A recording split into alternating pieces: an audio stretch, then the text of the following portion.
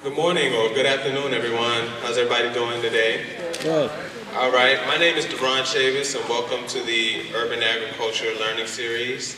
I'd like to thank Southside Baptist Church for allowing us to switch venues at such short notice. We're really appreciative of your hospitality and your openness. The purpose of today's or this series is to introduce individuals in the City of Richmond to some of the important principles around growing your own food in the urban environment. Very humble, very happy to be participating with Richmond Grows Gardens. Just a little bit about myself. My name, again, is Duron Chavis. I'm the coordinator for McDonough Community Garden. We're one of the sites under the Richmond Grows Gardens program. We were launched in March of 2012, so a little bit under a year, maybe about 9 months ago. We broke ground on an 8,500 square foot site right in Manchester. So, of course, being a first-time gardener or urban farmer, so to speak, I can't even really call myself a farmer yet, but being a first-time gardener, it was really an intensive learning curve, really trying to find my footing, trying to learn how to do this successfully.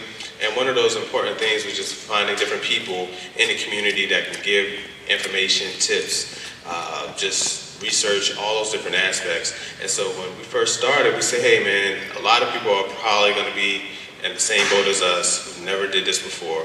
So let's figure out a way that we can give them this information.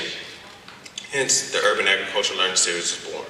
Talked to Ms. Campbell and several other people in the city and said, let's make it free because we don't want to have problems with access and people not being able to afford to get this information. So what we're going to be doing is for the next 6 weeks, we're going to touch on a wide array of different topics, everything from the importance of urban agriculture, which we'll be talking about today, to beekeeping, building raised beds, rain barrels, how to cook from your garden, vermiculture, which is worm composting, regular composting, just a basic 101 for those who need that information. What else I want to say? I'm not going to take away from some of the other presentations, but just in terms of what I feel is important about this is that urban agriculture is really a strong buzzword. A lot of people are talking about growing their own food nowadays. And from my perspective, it's important for a number of reasons. One of the first things is, of course, healthy living, healthy eating. Many of us are concerned about the quality of foods that we get from, grocery stores and things like that. With a lot of legislation not going through as far as labeling, we're concerned about whether or not the stuff is GMO or if it has pesticides, herbicides on it, things like that. And the ultimate way that we can control that is by growing it ourselves. That's one thing. Also, in terms of just the environment, when we talk about industrial agriculture, things like that, we start to be concerned about whether or not the traditional ways of growing food in this country, or contemporary ways of growing food in this country, are not sustainable and actually doing a lot of damage to our environment. Then, on another scale, it's more affordable to plant, $6 worth of seeds and getting a season worth of tomatoes versus going to the store every week. So that's really basically what inspires me to do this. Starting the garden has really been an intense process, and really I've learned a lot. A lot of life lessons are engaged in it: patience, time management, project management, people relations, building community, all those different things come into play.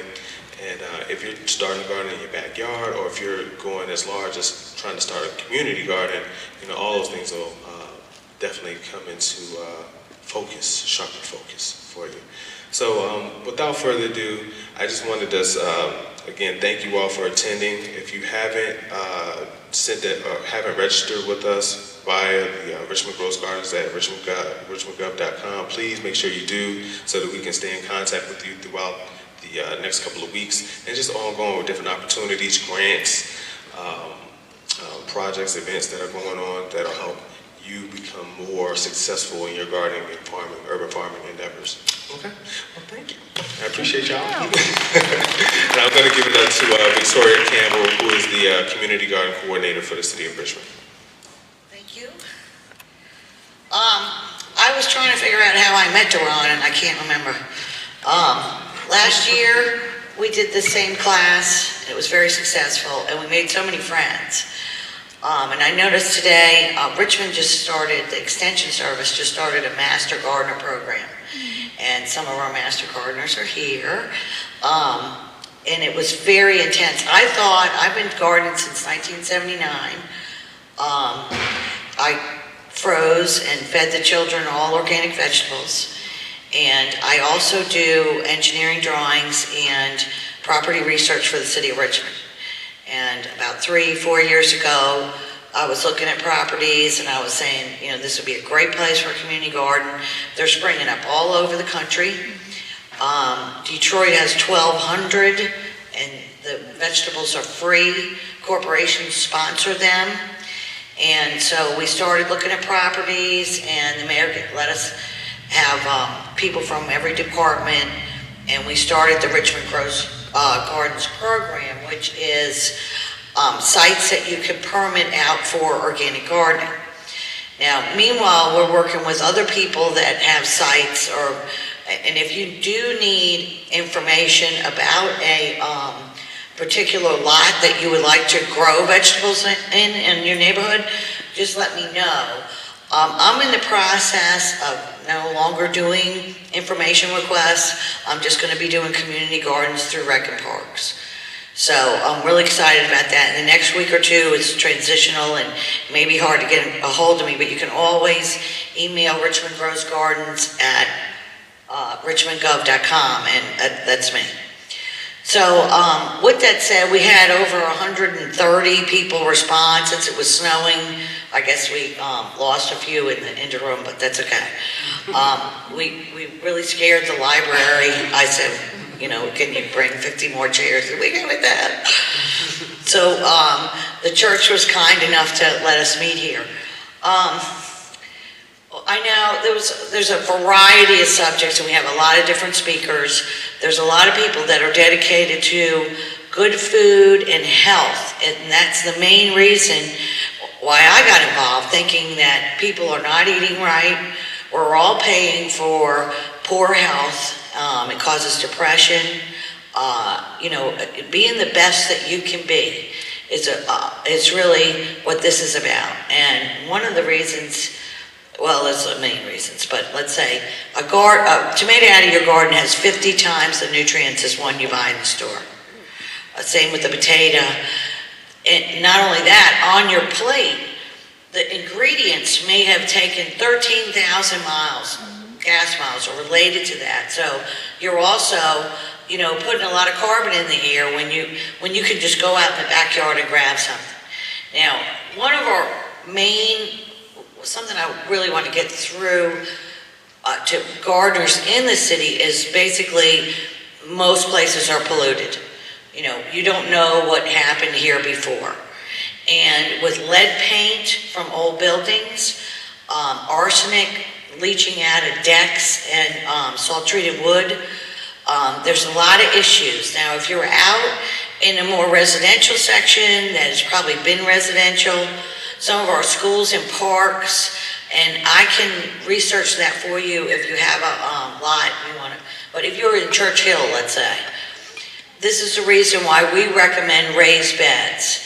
Now, I sent you all links. I don't know if anybody saw the Will Allen is the guy in Detroit. He does Growing Power. He recommends, well, what we do, and it's in our rules for our gardens, is well, first we'll put down cardboard, then we'll put 5 to 8 inches of mulch, then we use non-treated lumber and organic soil inside, and then we plant from there. But what we realized with Duron's garden, people I mean, it just amazes me because my grandmother grew everything we ate in a little spot about this big. People don't know how to plant seeds.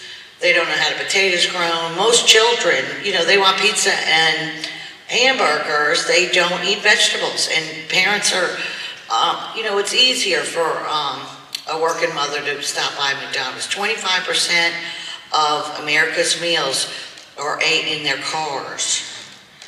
And, you know, what you're getting is industrial meat, and you don't ever want to go to an industrial meat processing plant.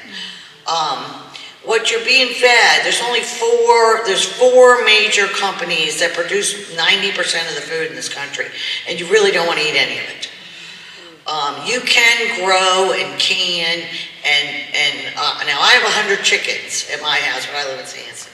We're getting ready the chicken ordinance may in fact be passed sometime this year. And so we'll talk about chickens later, and one chicken jumped in my car before I got here this morning. She wanted to come. Last year I brought a chicken every class and baby chickens, and I'll have them. I didn't have time this morning to grab that chicken and bring it, and I didn't know how the church felt about that either. So, at any rate, I did bring eggs, and if you'll notice, unless you buy brown eggs, and I would say if you buy eggs, get the brown ones. But organic eggs, you can get them at the farmer's market. But if you'll notice, my eggs are green and brown and pink, all different colors. It's a natural product. And I ran out of egg cartons, so y'all save your egg cartons over the next couple of weeks. I brought some bags, and if you can get these home without breaking them, they're yours. A couple of them are huge and have double yolks. They have 5 times the omega-3s, and they're really yellow, and my chickens run through the yard. And actually, as we go along here, my dog he doesn't like 100 chickens, and he's been thinning the herd, and I have a dog to give away. I'll show you a picture of him. At any rate, but here, y'all get some eggs before you leave. Our speakers, now we have Dominic Barrett from Shalom Farms today to speak. He runs a farm in Goochland, and church groups and children go out and they donate all the produce. So, and he'll bring them to food deserts, and he'll tell you all about that. So, at any rate, let me take this off and I'll show you some of these. If you go to the city website, to Community Gardens, and scroll down, you'll see this interactive map. And now we have 16 sites, about 6 are permitted. 2 of them have problems with the neighbors and they don't want one. But if you look, there might be one in your neighborhood that you and a group could start to farm. So you just scroll in. Let's see. Let's scroll here. The ones with the little vegetables are gardens. And then you double click. This is Duron's garden. I don't know if I have, it's hooked to GIS. Here we go. Shows exactly where it is. And you click on it. This is really cool. And hopefully on the side it will show the garden. Oh, yeah. Oh, no picture. Uh-oh. I wonder what's going on there. At any rate, let's go here and I'll show you some pictures. So we have a bunch of great groups that permit at our gardens. We have several gardens are here. Duron is here from McDonough. I have Roots of Woodville, which is next to Creighton Court. Raise your hand if you're from Roots of Woodville. And who else? I don't think we have any uptown. I'll show you the pictures of them. They're great groups of people to work with. You really make a lot of friends, and you'll find that, now here's one. This one is the 13th and Perry. Let's see. That's how they start. She didn't actually she tested fine for lead, and she didn't have to build Radisbez, but she did. But if you go by now, she's got this whole area. You can make a meal out of what's there now. And actually, In Excess to Foods feeds the homeless and the kids at the Rock Church. They feed 1,000 kids on Saturday, and then Latino homeless on Sunday, and she uses some of the foods from this garden. So some of our gardens you can rent a plot from, and some of them you just work as a group and share the vegetables. Let's see. All right, here's McDonough.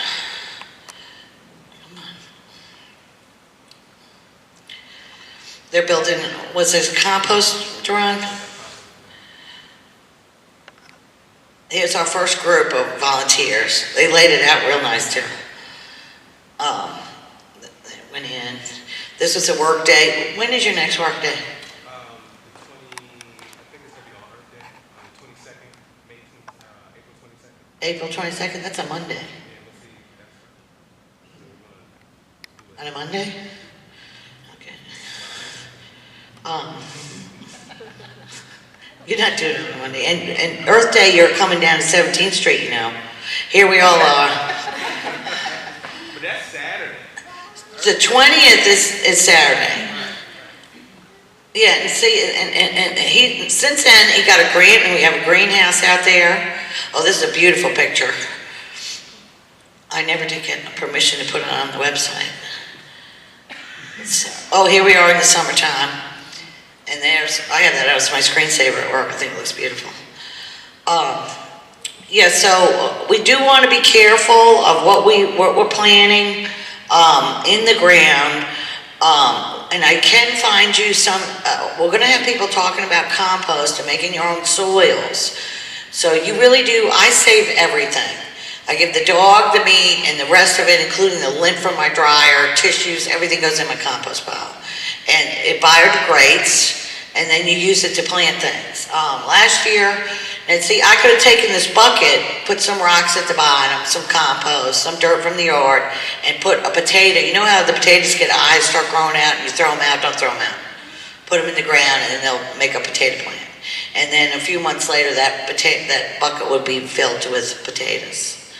So, and we're also going to try to show a way. I know when you look at containers, well, a 5-gallon bucket is awful ugly. But if you want something in your backyard, there's ways to make containers, and we're going to try to do that, because when you go to buy a big, planter at Lowe's, they're $50, and that's just, too much for me. It's too much for everybody. So we're going to try to make them later. It's called Hypertufa. And you mix cement and sphagnum moss together and make your own pots. All right, so let's try.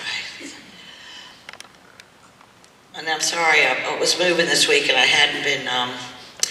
Here's one of our gardens.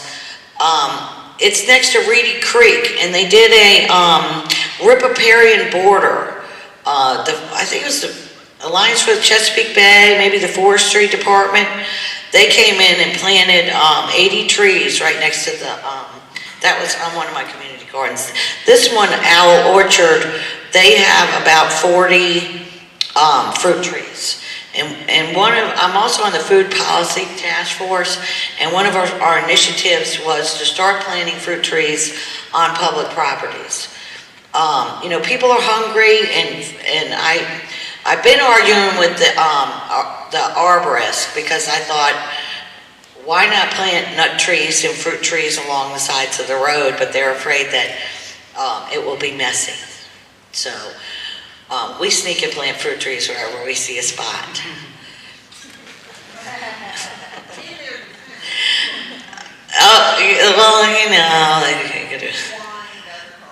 Yeah, that was it. They thought, the nuts would fall.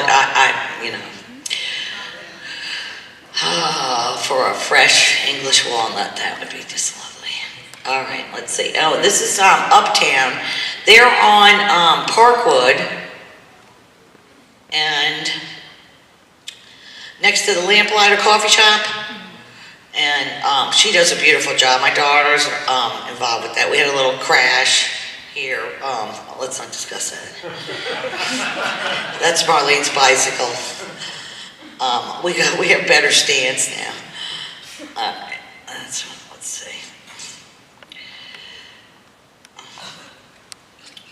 So I know Sonia at 13th and Perry. She works. She has usually on Sunday afternoon she works. Parkwood, the one I just showed you, they work every Saturday morning.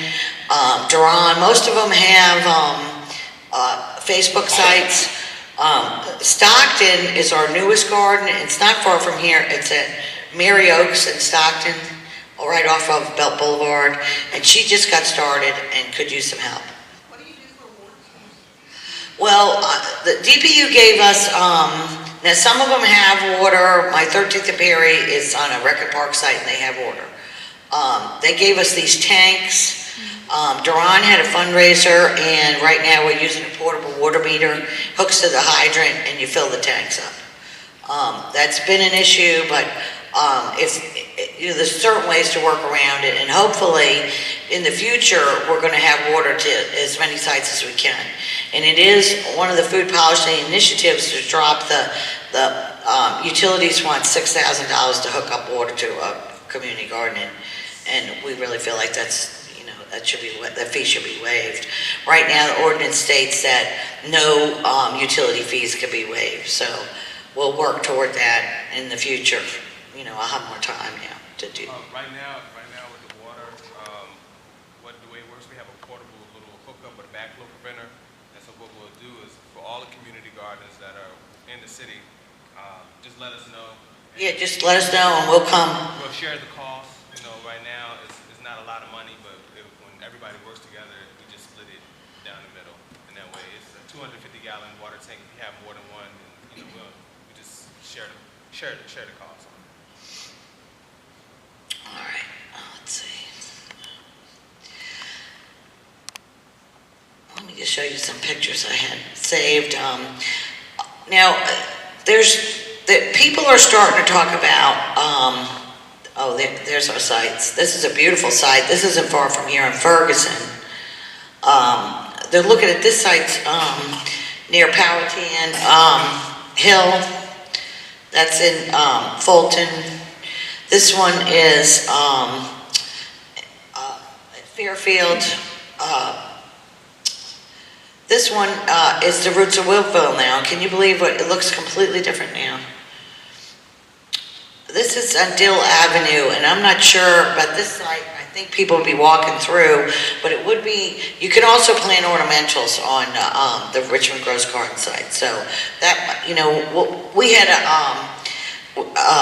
drug dealers were taking over Enslow Avenue, and a citizen called in and asked whether they could have permission to plant in between the curb and the sidewalk. And we found donations, and he put irises and all kinds of stuff in and ran the drug dealers right off the block. So that it's a great crime deterrent, and community gardens actually do, you think you're going to get people in the neighborhood that you don't want, but really when people are out talking to each other, it really does make the community more secure. It's a good thing and your property values go up, if you can imagine that too. But I've been collecting different pictures. This is heirloom corn. Check that out. This is baby pools on top of a roof. This is in Chicago, a community garden. That's just different things. I think that here's one of our favorite girls from Farm to Family. I don't know if you've ever shopped there. It's across from the show place on Mechanicsville parking lot, Mechanicsville Turnpike. They have all local vegetables, and you can get organic meats there. And they're our friends. That's Susie right there. Here was interesting. 5-gallon buckets hung up in the air. Now that would keep the rabbits out. This is a little joke. Oh, and here, this is interesting.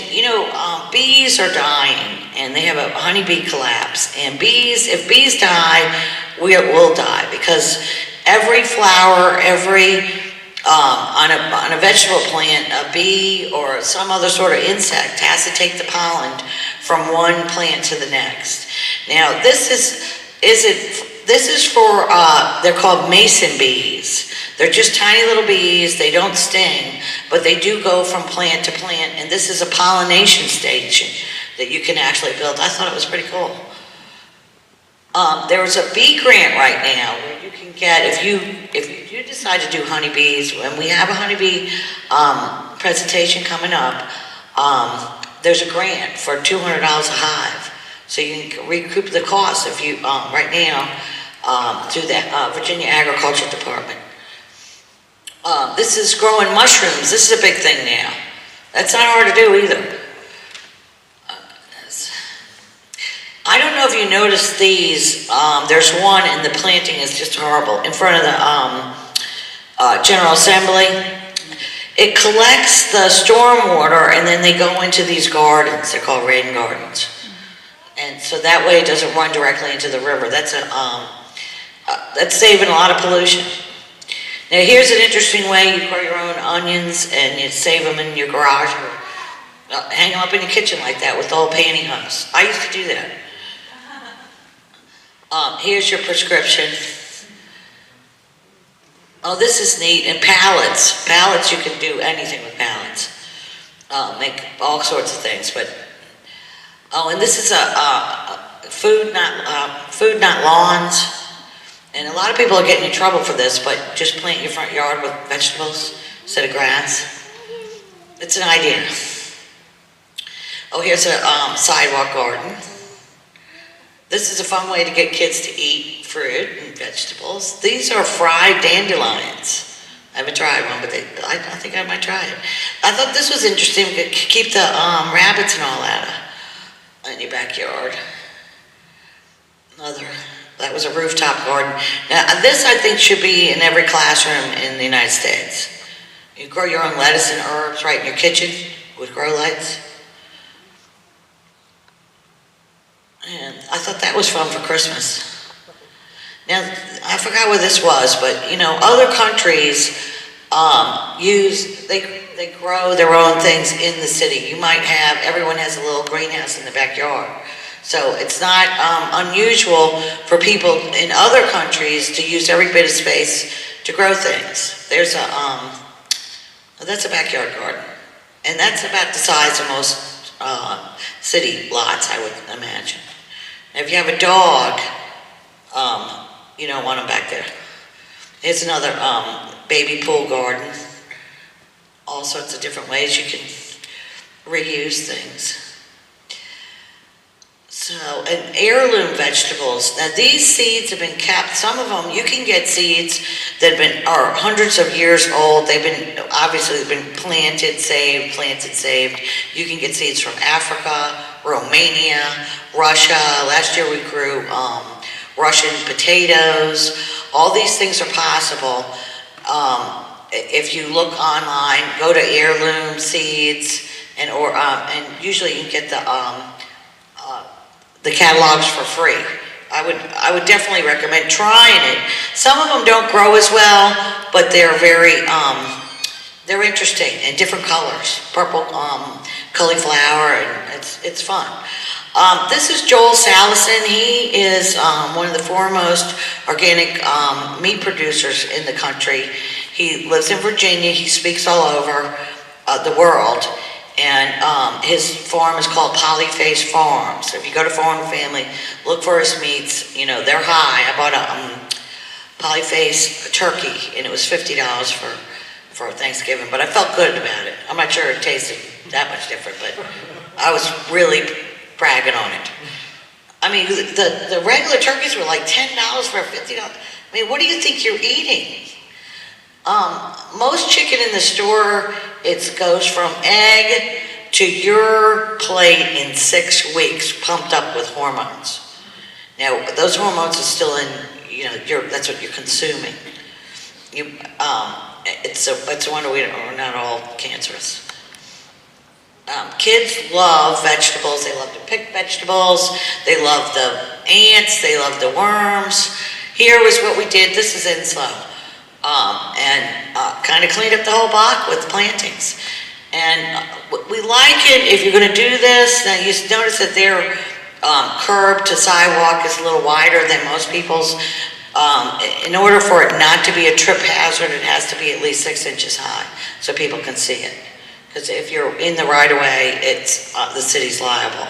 So we decided if you had a high enough box, it was okay. Now this is interesting, and I would say you could use old dog food bags for that one, and on a rooftop.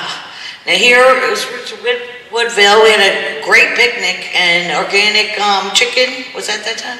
We had fun that day. Yeah, that it looks like before we planted anything. Yep, here we go. Up, there's tires. that one? That's uptown. That's interesting. I thought I had a picture of my dog. I was trying to give her away. I don't know where she is. All right, how far along is it? Well, I'm sick of hearing myself talk, so we're gonna let Dom talk for a little while, and then we'll come back on.